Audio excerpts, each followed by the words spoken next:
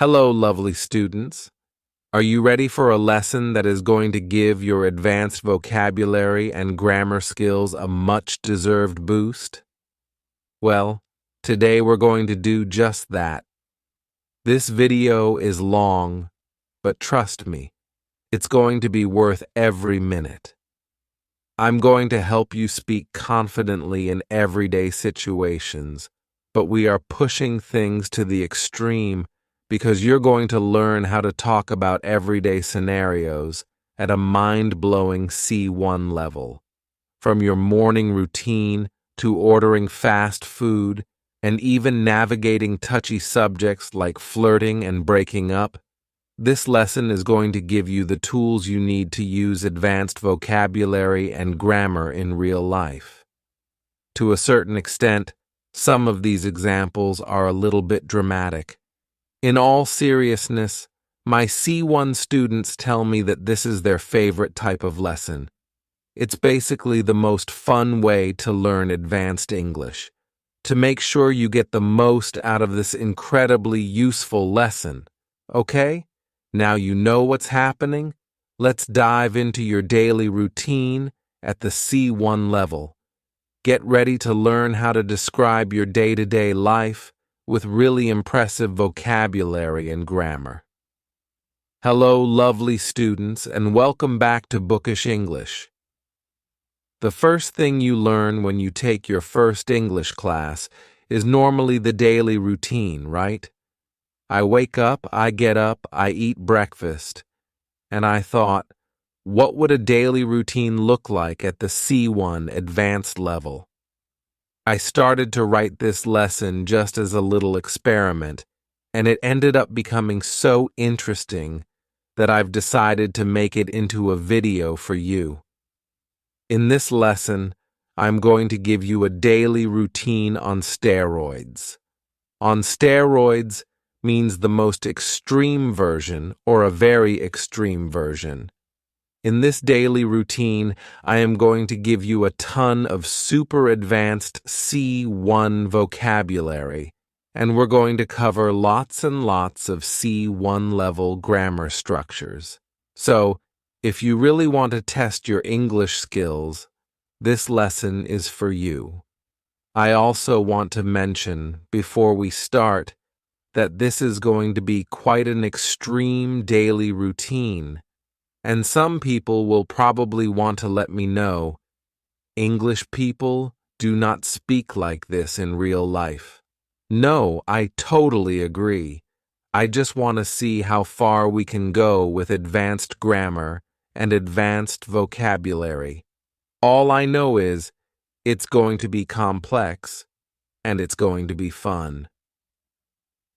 Upon waking up to the melodious chimes of my alarm clock, I embark on my well-established morning routine that I've perfected over the years. First and foremost, I indulge in a brief meditation session, allowing me to clear my mind and start the day with a sense of calm. In addition to my mental exercise, I dive into a challenging 30-minute workout session. But I guess it isn't so much challenging as it is invigorating. After freshening up, I pamper myself with my nourishing skincare regimen, ensuring a well-hydrated and glowing complexion. I told you, this is a daily routine on steroids. In order to reach the C1 level of vocabulary and grammar, there aren't many people in the UK that speak like this on a daily basis. Okay, so, in addition to loads of really great vocab, we also have quite a few C1 level grammar structures. Let's start by looking at these 3 clauses. What do you notice about them? 1. Upon waking up to the melodious chimes of my alarm clock. 2. Allowing me to clear my mind and start the day with a sense of calm. 3. Ensuring a well-hydrated and glowing complexion. Well, these are known as non-finite clauses. A non-finite clause is a type of clause that doesn't have a subject and a finite verb, a verb with tense and agreement. In other words, it's an incomplete sentence that can't stand alone as a complete thought. Non-finite clauses use verbs in their base form, infinitive, or the ing form, present participle, without specific subject information. These incomplete sentence-building blocks help add more context and information to our sentences. Now, let's take a look at another structure in this paragraph. It isn't so much challenging as it is invigorating. This uses the advanced comparative structure, not so much plus adjective plus as plus adjective, to compare two related qualities. Okay, I'm going to address one more grammar concept from this paragraph before we move on to the rest of my routine. Compound adjectives like well-established, 30-minute, and well-hydrated.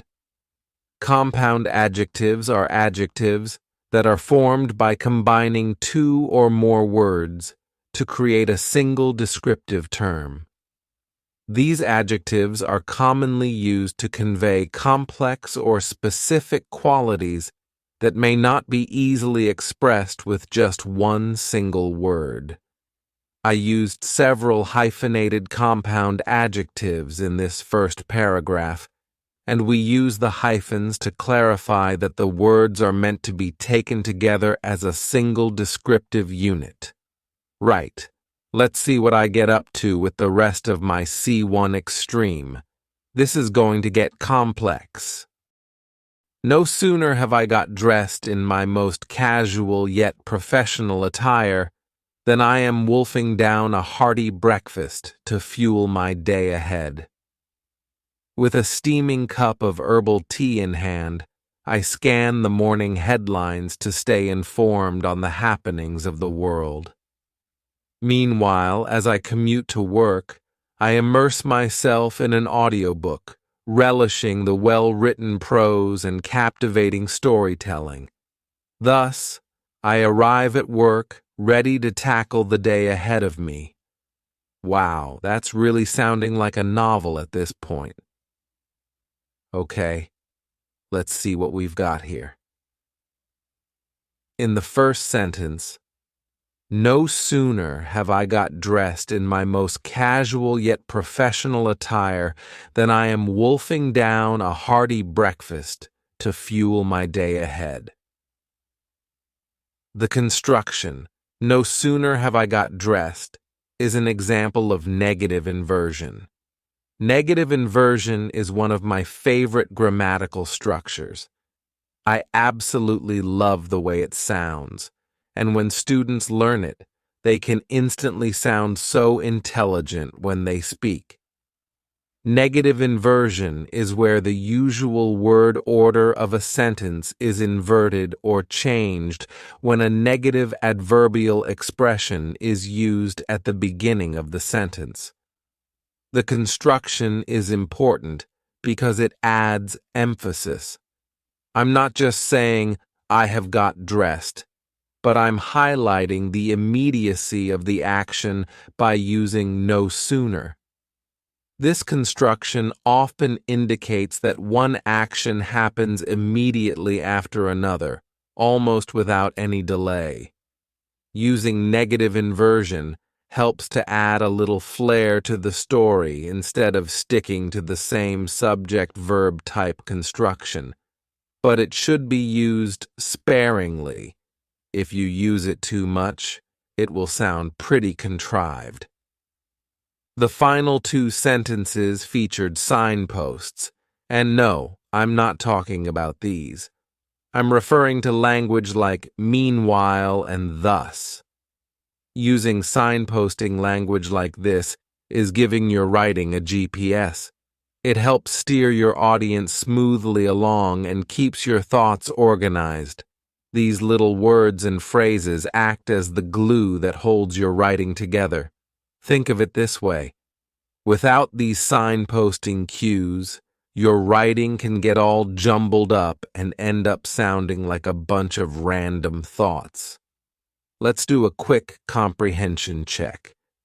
Can you identify the signposting language in our first paragraph?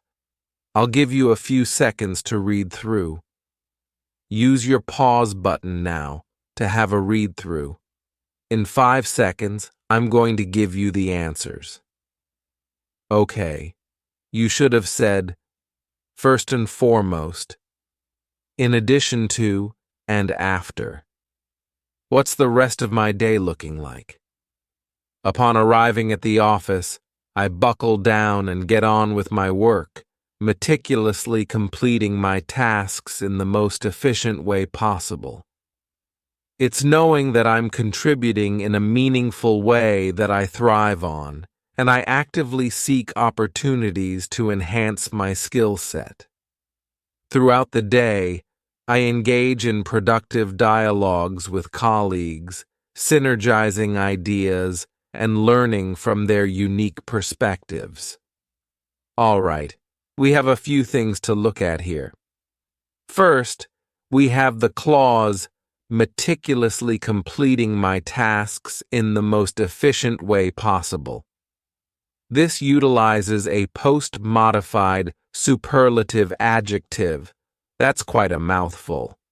A post-modified superlative adjective is an adjective that is placed after the noun and modifies or adds emphasis or specific information about the noun. This construction is used to highlight the extreme quality of the noun in comparison to others of its kind.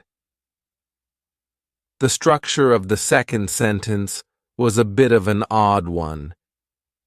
It is knowing that I am contributing in a meaningful way that I thrive on, and I actively seek opportunities to enhance my skill set. We call this a cleft sentence. A cleft sentence is a grammatical construction used to emphasize a particular element in a sentence by dividing it into 2 clauses. I know I said that negative inversion was my favorite, but I actually think it ties with cleft sentences. Once you master these, it opens up an opportunity to really add some interest to your creative writing. The purpose of a cleft sentence is to bring attention to a specific part of the sentence, often by reorganizing the structure to highlight that element. In this case, I wanted to highlight knowing that I'm contributing in a meaningful way, so I was able to restructure my sentence to make sure that this portion of the sentence was the main focus. They're pretty nifty, these cleft sentences. Okay, let's move on to the final part of my routine. As the day draws to a close, I reflect on my achievements, striving to be the best version of myself, both personally and professionally. All I hope is that I outdo my previous accomplishments each day as I embrace life with unwavering determination. By adopting this disciplined and purposeful routine, I feel confident that I can continue on a path of self-improvement and well-being.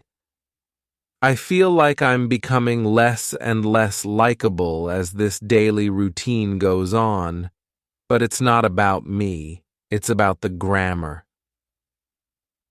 So, let's see what we have here in the first sentence.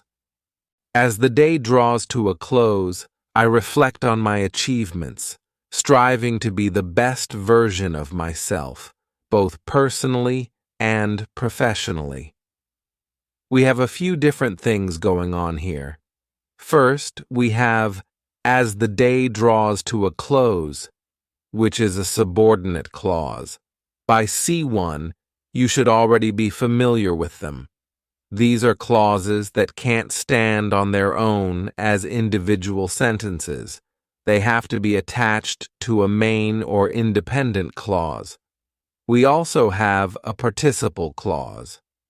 striving to be the best version of myself, both personally and professionally.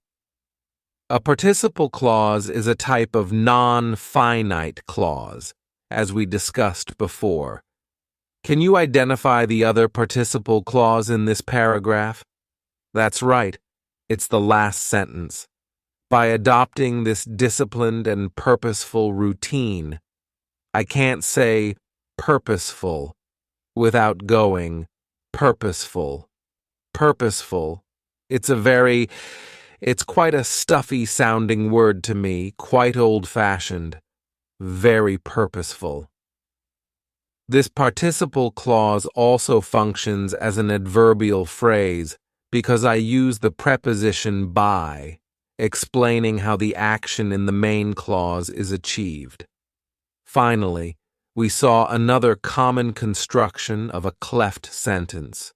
My other favorite, all I hope is that I outdo my previous accomplishments each day as I embrace life with unwavering determination.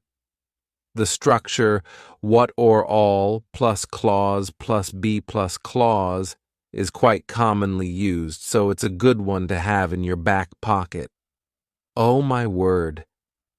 That was an intense lesson. That's probably one of the most advanced English lessons I have ever delivered.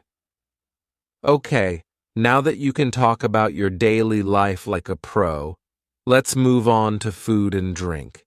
Everyone can relate to this topic, right? And now you'll learn how to discuss it at an advanced level. But before we dig into that, because we will talk about that phrase. Hello, lovely students, and welcome back to Bookish English. Here's a question for you. When you learn another language, when you start to learn English, what is one of the first topics or topics you want to learn about, apart from swear words? Food and drink, obviously. You tick them off, you learn the basic vocabulary, and then you forget about them. I want to bring them back. Today we're going to learn food and drink, C1 to C2 advanced level. Let's get started with the lesson. And I must say, when you get to a really advanced level of English, people like to say in the comment section, but people don't talk like this in real life. I agree with you, lots of people don't, and it's not necessary.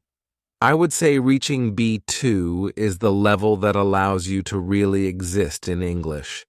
C1 is when you are completely fluent to the point where you can have very nuanced conversations. The vocabulary we'll discuss today is the kind of vocabulary you might find in a piece of creative writing, or you might use with someone who is a real foodie or cooking enthusiast. Okay, let's start. I consider myself a bit of a foodie, but I'm definitely not a food snob. I'm just as happy tucking into a simple homemade meal as I am polishing off a Michelin-starred work of art. On a normal day, when I wake up, I force myself to gulp down a big glass of water before I indulge my caffeine addiction and brew an aromatic cup of coffee. That first swig always hits the spot. Fellow caffeine addicts, raise your hands. Sometimes I like to work up an appetite before breakfast by going for a run. Other times, I can't wait, and I gobble down a steaming bowl of porridge immediately. Okay, here are some of the vocabulary I want to pick out. The first is the phrasal verb to tuck in, or to tuck into, which means to start eating enthusiastically. After hours of preparation, everyone was ready to tuck into the roast dinner. Next, to polish off, another phrasal verb, means to finish all of something, especially food. I always imagine polishing a plate because it's so clean, because you've eaten everything. I can't believe you polished off that entire pizza by yourself. And next, to gulp down, another phrasal verb. This means to drink very quickly. After a run, I often gulp down a big glass of juice. And to gulp is to swallow. Sounds the same. Gulp. The next verb is to brew, which means to make coffee or tea by adding hot water to the beans or the bag. The highlight of my morning is the fresh pot of coffee my husband brews every day. Sometimes we will call a cup of coffee or a cup of tea a brew. Do you fancy a brew? As a noun. Next, we had an adjective, aromatic. And please focus on the pronunciation here. Aroma, as a noun. Aromatic, as an adjective. This means having a pleasant and distinctive smell. Spices like cardamom and cinnamon make curry an aromatic dish. Note that we can use it sarcastically. If I smell a dirty sock, I might say, very aromatic, meaning it stinks. Number 6. This is a noun. A swig. It means an amount of something that you drink quickly, and it can also be used as a verb, meaning to have a large, quick mouthful of a liquid or gulp of a drink. After reaching the peak of the mountain, he took a big swig from his flask of iced tea. We take a swig. You can say to have a swig, but take is the stronger collocation.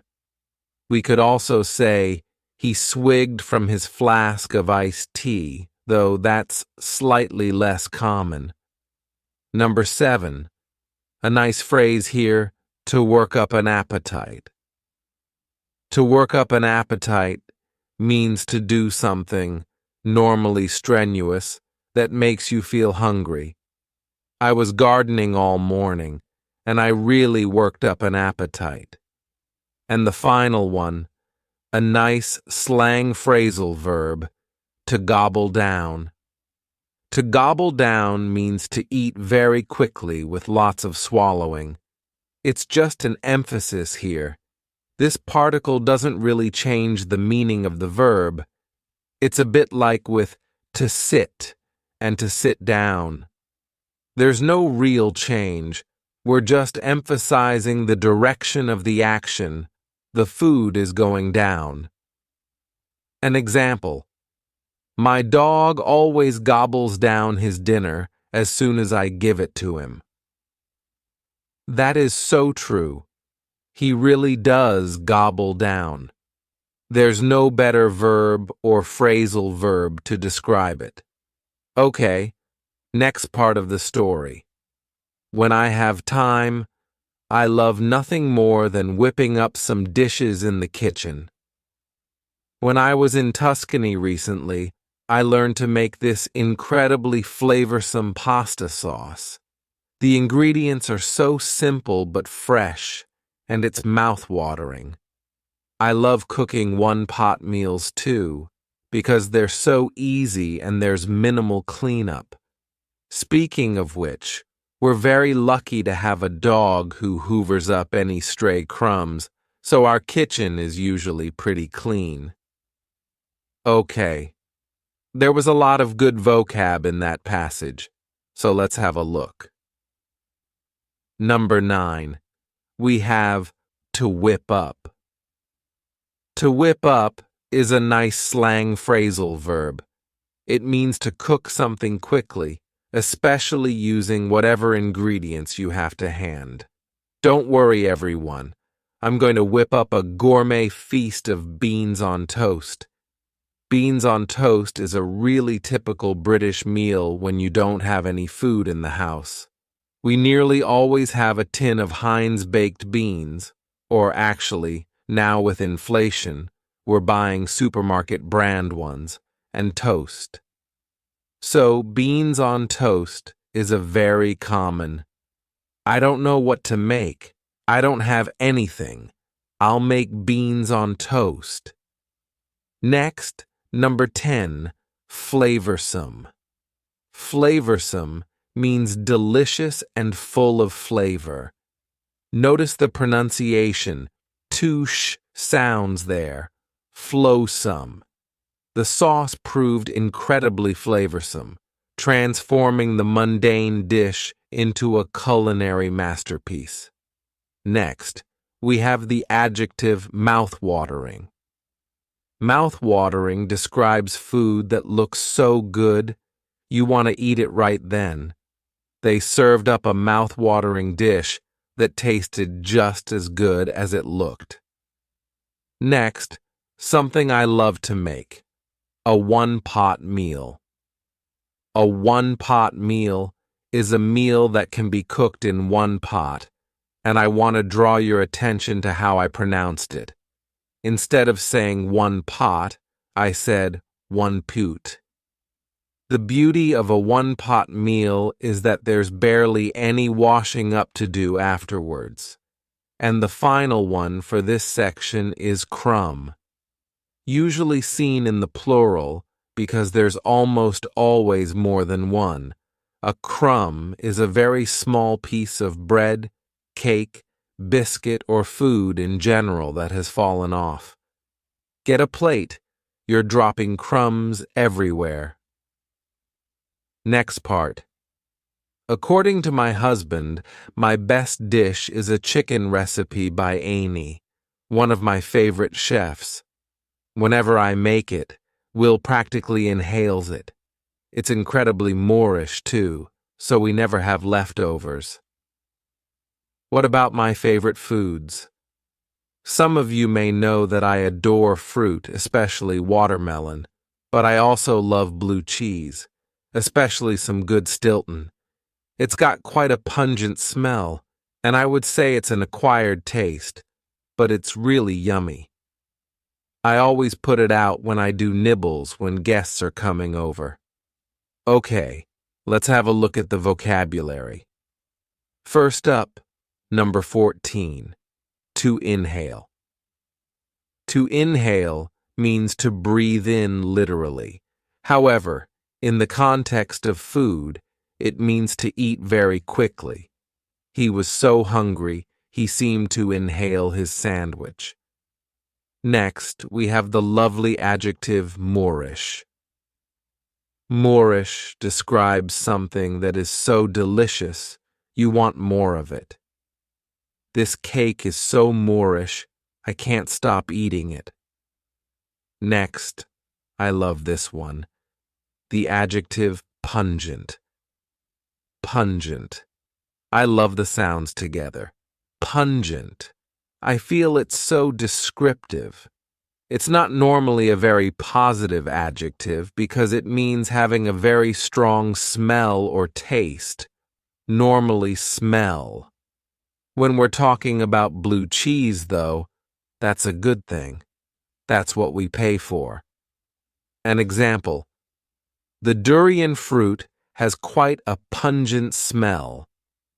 Next, I talked about something being an acquired taste, which means something that you might not like at first, but you start to enjoy over time. Olives are an acquired taste, and children often don't like them. I used to pretend to like olives as a child because I wanted to sit with the adults and have nibbles, and that was often the only thing on offer. If I stopped eating, they'd send me to bed. And the final word was the noun nibbles, which means small items of food that are normally eaten with your fingers. You will often see them on restaurant menus. Nibbles, then starters, mains, desserts. We also have the verb to nibble, which means to take a small bite of something. And if you have a nibble of something, again, you take a small bite. But nibbles in general are little snacks you normally eat with your fingers. I put out some nibbles. like cheese and crackers before dinner. Okay, last part of the story. Will and I also love eating out. If I know we're going somewhere special, I make sure to not spoil my appetite beforehand. Even so, my eyes are often bigger than my stomach, and I end up with too much food. Doggy bags aren't much of a thing in the UK, but I wish they were. I always walk out of a restaurant completely stuffed. Okay, finally, here are 4 more words and phrases to finish off this video. Number 19, to spoil one's appetite. To spoil one's appetite means to eat something before a meal that causes you to fill up or not feel hungry. Don't have that chocolate bar. It'll spoil your appetite. Next one, eyes are bigger than one's stomach. If your eyes are bigger than your stomach, it means you order or put too much food on your plate and you can't finish it. I always have eyes bigger than my stomach at a buffet. I want to pile my plate with absolutely everything, and then when I start eating, I realize I've taken way too much. An example. Sorry, I really can't finish this. My eyes were bigger than my stomach. The next phrase, and this one might surprise you, is doggy bag. A doggy bag is a bag or a box you get from a restaurant to take home your leftovers in. It's more common in the US, but it's becoming more of a thing in the UK. When I went to the US, I was really shocked at how big their portions were, but when I mentioned it to my American friends, they said, "Don't judge us because we take almost everything home with us at the end of the meal, and we have it as leftovers in our fridge." And it made perfect sense for me. In the UK, I would say we are more inclined, and often pushed by our parents, to finish everything on our plate. An example, could I have a doggy bag, please? It was delicious, just a huge portion. And the final word I want to talk about is the adjective stuffed, which means very full. I couldn't eat another bite. I'm absolutely stuffed. Okay, that's it for your C1 food and drink lesson. Now that you've got a taste for food and drink vocabulary, let's focus on a specific scenario, ordering a coffee. If you're not a coffee person, don't worry. These skills can be applied to ordering whatever your drink of choice might be. Let's take your coffee ordering skills to the next level. Hello, lovely students, and welcome back to Bookish English. Today, I decided to really push myself and push you too, and see if I could write a lesson about ordering a coffee in English at a C1 level. How advanced can we make ordering a simple cup of coffee? Oh, just watch me. It's going to get advanced. Right. Let's get started. So, we all know that ordering a coffee is one of the first things you learn in English, and it can be very simple. Can I have a coffee, please? This way of ordering a coffee is absolutely fine. It's perfect, in fact, although it probably wouldn't work in somewhere like Starbucks, where an order is more like, "Can I get a Doppio half CF skinny mocha venti to go?" You love one of those? I know I do, but that's not what we're talking about today. I want to order a normal coffee in advanced English, and I know what some people are going to say when they hear my order. People never speak like that. I agree. It's not necessary, but it's fun and it's cool. And if we can't have fun, cool English lessons, then what have we got? I think it's fun to see how far we can take it, and more importantly for you, I think it's a fun and memorable way to introduce some advanced grammatical structures and vocabulary. Are you ready? We're going to move up through the levels. Level 1. Black coffee, please. This is the simplest way to order a coffee, and it's perhaps not the most polite way to order in a coffee shop. But if you're ordering as part of a group after dinner, for example, I think it's fine. The addition of please at the end, though, is important. Let's take it up a notch. Level 2. Can I have a black coffee, please? Here, the request is formulated as a question using the modal verb can, which makes it more polite than the first one. You will often hear this said as, "Can I get a black coffee, please?" This is slightly more common in American English, but it's making its way into British English. Some people don't like the use of get here, but a lot of native speakers use it now. Let's say this more politely. Level 3. May I please have a black coffee with a splash of milk? All right, we're getting a little bit more complex here. This is a very polite way to order a coffee using the modal verb may. You can also replace may with the modal verb could, which is a more polite way to make requests than can. You can also see that the word please has moved from the end to directly after may. This front-loading of please emphasizes the politeness of the request and sets a formal tone from the outset. We are also now asking for a splash of milk, and a splash means a small amount of liquid in this context. Okay, can I go further? Level 4.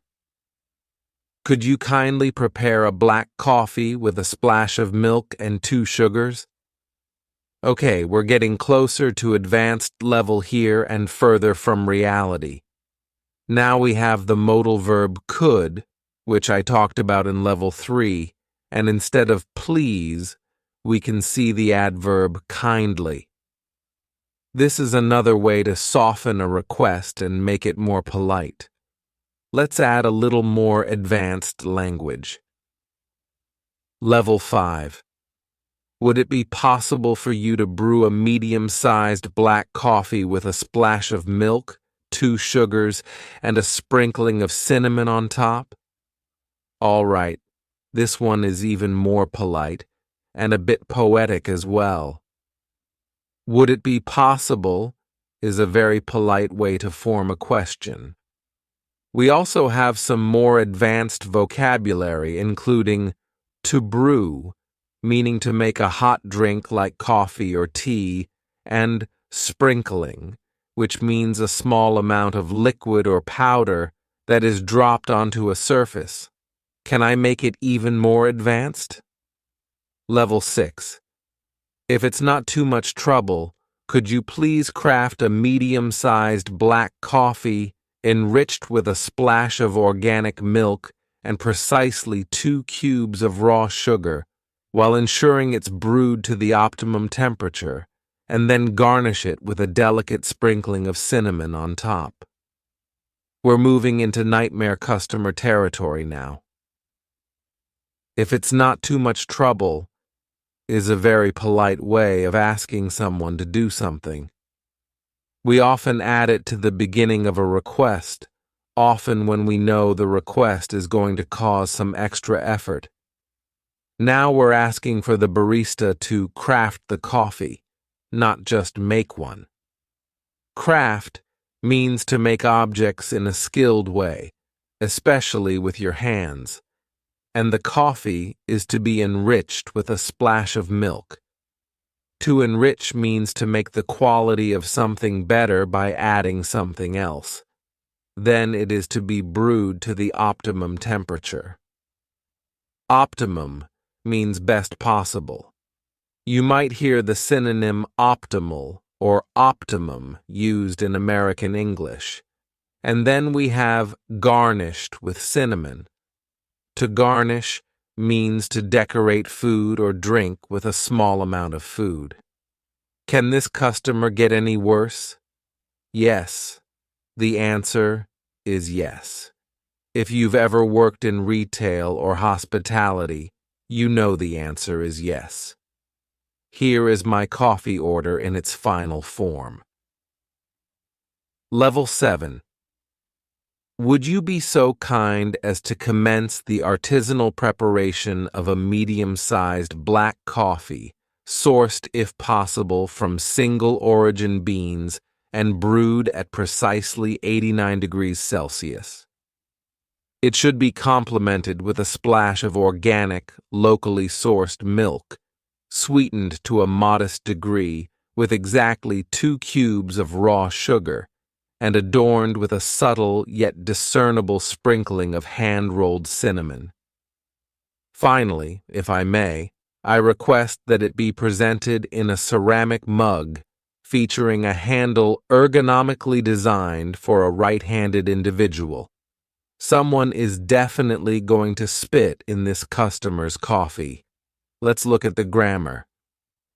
Would you be so kind as to is a very, very polite and formal way to make a request.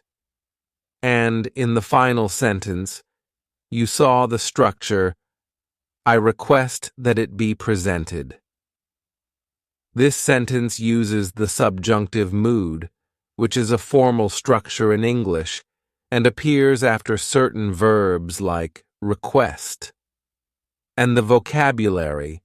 First, there is to commence, which means to begin. We had artisanal, meaning prepared in a traditional way. We have complemented. This is the verb to complement with an E. It's different from the one with an I. If one thing complements another, it goes well with the other thing and makes it better. We complement each other. We go well together. We make each other better. We complement each other means we give each other compliments. I like your dress. I like your hair. I like your coffee. What did you ask for? I'm going to ask for that. Little did she know, we also have adorned with the verb to adorn. To adorn means to add something decorative to a person or thing to make it more attractive. We also have the adjectives subtle and discernible. Subtle means not obvious or noticeable, while discernible means able to be recognized. So I wanted it subtle but discernible. Nightmare. And finally, perhaps the most egregious request, an ergonomically designed handle. Ergonomic means in a way that makes something, equipment or furniture, comfortable and effective for people who use it. What did you think of my C1 level coffee order? Is it realistic? Is it interesting? I think so, and I hope it will help you remember some of the structures and vocabulary that I've presented. We really do use all of these words and phrases in real life. Okay, now it's time to shift gears and spice things up. In this lesson, we're going to explore the art of flirting in English. You're going to learn colloquial language and slang that will help you navigate these exciting social interactions. Let's get flirty. Hello, you gorgeous things, and welcome to my super advanced lesson on flirting. In this lesson, I'm going to show you how you can ask someone out, how you can flirt with someone at a C1 to C2 advanced level. We're going to be focusing on British English slang, and we'll also touch on some pronunciation as well. Okay, let's start with the first one. This is a baseline. It doesn't have any slang. It's a starting point so that you can make comparisons with later passages. Let's try it. Ready? My friend doesn't think you'll agree to go on a date with me, but I'd love to take you out for dinner sometime. Nice and simple. A nice, easy start. That's our baseline. Let's move to the next level. Level 2. I've been wanting to ask you out all night, but my mate told me I had no chance of getting a date with you. He'll be absolutely speechless if you say yes. So, do you want to get a bite to eat? No pressure. So, did you understand all of that? It wasn't too advanced, but there are a few words that I really want to look at. The first one is mate. Mate here, in this context, means friend, and it's really common in British English, but it's even more common in Australian English. For example, my mates encouraged me to ask you out. The second word is the informal contraction wanna, which is short for want to. Some people pronounce it wanna, others wanna, with more of an O sound. Some use wanna as an alternative. An example, do you want to go for a drink sometime? And the final phrase from that text is a bite to eat. A bite to eat. Now, notice the pronunciation here. In fast speech, when one word ends in a vowel sound, and the next one starts with a vowel sound, we often add an extra sound to make it easier to say. In this case, the extra sound is W. A bite to eat. But what does it mean? Well, a bite to eat often means a small meal. However, we also use it in conversation to ask if someone wants to go out for something to eat, not necessarily something small. It's just very informal. For example, fancy getting a bite to eat at the local pub. Note that you will also hear bite on its own or a bite on its own. Fancy a bite later? Fancy something to eat later? Now, before I move on, I also want to talk about something in this question.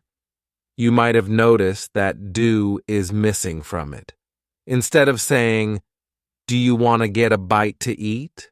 I just say, you want to get a bite to eat? In informal speech, we often omit auxiliary verbs like do from questions. If we want to go super informal, we can omit you as well. Want to get a bite to eat? Okay, I can do better than this. We can go more advanced. Let's try level 3. Ready? You are by miles the most stunning person in the room, and I've been weighing up whether to come over all night. My mate over there, the slightly trolleyed one, told me I didn't have a chance in hell of getting you to go out with me. He's going to be gobsmacked if you agree. So, what do you reckon? You want to go out for a slap-up meal sometime? No worries if not. Okay, how did you do with that? It's definitely getting more advanced, though not too advanced. It doesn't sound like you're trying to be Shakespeare. The first phrase is by miles. By miles, you can also say by far, means by a very large amount or by a long way. We do not use the metric system when we use this phrase. We can't say by kilometer. It just doesn't sound right. An example. You're the funniest person I've ever met by miles, or by a long way. We also had to weigh up. To weigh up is a phrasal verb that means to think carefully about doing something before making a decision. There is another linking sound in that phrase, to weigh up. Can you hear it? We insert a little W sound. Way up. My next word is extremely colloquial. Trolleyed. Trolleyed means very drunk. Ben's trolleyed. Get him a taxi. Next, we have an idiom. To not have a chance in hell. Sometimes we omit the in hell part. We just say to not have a chance, and even sometimes to not stand a chance. We also use it with the verb to be. Example: there's no chance in hell that he will go out with you. Now, this example might sound a little bit mean, but it's an example of British banter, our humor. We often say these kinds of things to close friends, knowing, hopefully, that they will know that it's a joke. It's like playful teasing. It can go too far, but be prepared for it if you come to Britain and mix with Brits. Next, I just want to mention gonna from that text. It's another informal contraction, just like wanna. Gonna is generally pronounced with the schwa, G-N-A, gonna. An example: you going to ask him out or not? Another great word, super informal gobsmacked. Gobsmacked. So, gob is quite a rude, informal slang word for mouth. Shut your gob. If you are gobsmacked, you are so surprised that you can't speak. You smack your mouth. I'm gobsmacked. I'm absolutely gobsmacked. It's very informal. Example: I was gobsmacked when he turned up to our date wearing a tuxedo, black tie. The final word I want to point out from that text is the adjective slap up. Slap up, which often comes before the word meal, means a very large and delicious meal. But I will tell you a secret. I didn't understand the meaning of this for a very long time. I thought a slap-up meal was something that was just slapped up in the kitchen, something that was made in a really careless way. So honestly, if someone had invited me for a slap-up meal, I'd have said, well, maybe you could put in a little bit more effort. An example: I'd love to take you out for a slap-up meal sometime. A really large, delicious, and luxurious meal. That was good, but I think we can make it even more advanced. Here is number 4. Level 4. The final level. Ready? My mate, the tipsy one by the bar, is absolutely sick of me banging on about how stunning you look, and told me to shut my cake hole and do something about it. Anyway, I decided nothing ventured, nothing gained, so I'm here to ask you out for dinner.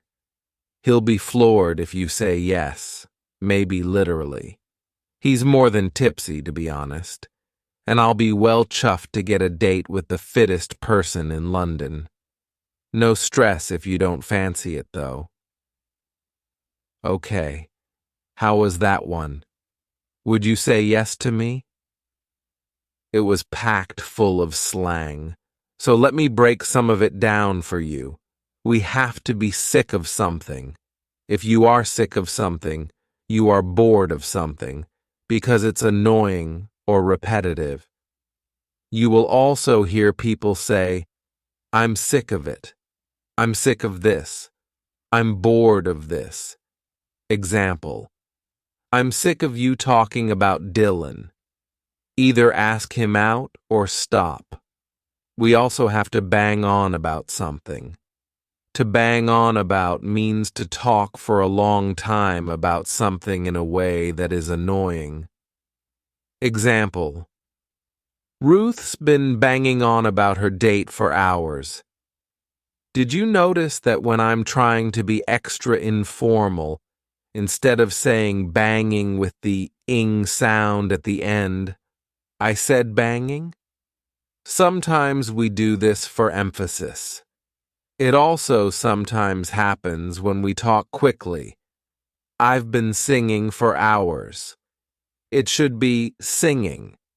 The next word is possibly the funniest one on my list. Cake hole. Cake hole is British slang for mouth. Isn't that wonderful? It's literally the hole that you put cake into. So we've had gob and cake hole. This is an incredibly rude lesson. It's not a polite word, but you will often hear it in the phrase, shut your cake hole, shut your mouth. In American English, they often say pie hole, which maybe means that Americans prefer pie over cake. Now, I want to talk about the idiom nothing ventured, nothing gained. This is a proverb meaning that you have to take risks to achieve something or to get something good.